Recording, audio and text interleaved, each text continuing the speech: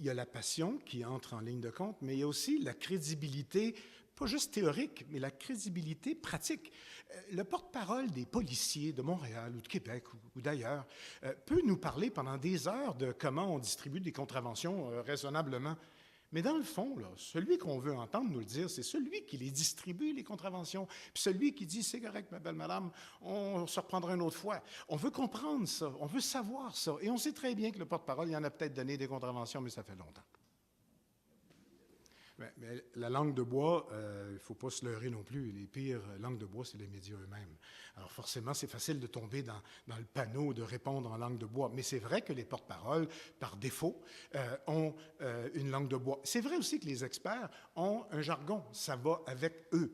Et il y a moyen de les aider à ne pas trop jargonner, comme je dis. Mais au bout du compte, experts, porte-parole, c'est dans l'échange en communication que ça se passe. Parce que si on ne répond pas à la question, mais qu'on fait juste penser à ce qu'on veut vraiment dire, mais pourquoi accorder une entrevue? Achetez du temps d'antenne, produisez votre capsule, puis mettez-la en nombre.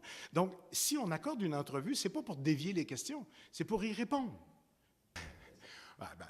La cassette, c'est comme ça que les journalistes appellent la langue de bois maintenant, parce qu'ils se sont rendus compte qu'il y avait eux-mêmes une langue de bois, donc ils ont trouvé un terme pour les porte-paroles, la cassette. Mais on le dit aussi pour les politiciens. Mais les politiciens, ce qu'ils vendent, c'est des idées. Ce qu'ils vendent, c'est des votes qu'ils veulent aller chercher.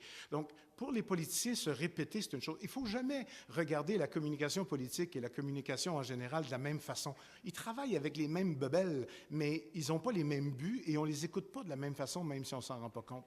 Alors, au bout du compte, la cassette, le jargon, la langue de bois, ça fait partie de l'affaire. Ce qu'il faut faire, c'est de se dire, en répondant aux questions, que ça fait partie de l'affaire et on va l'expliquer au fur et à mesure. Ce qu'il ne faut pas faire, c'est de dire « j'écoute pas la question, j'y réponds pas et à la place, je vais vous dire ce que je pense de telle affaire parce que ça, c'est à mon avantage ». Si c'est à votre avantage, ce n'est pas nécessairement à l'avantage de la conversation que vous avez avec le journaliste et ça ne l'est probablement pas pour ceux qui l'écoutent et qui le regardent.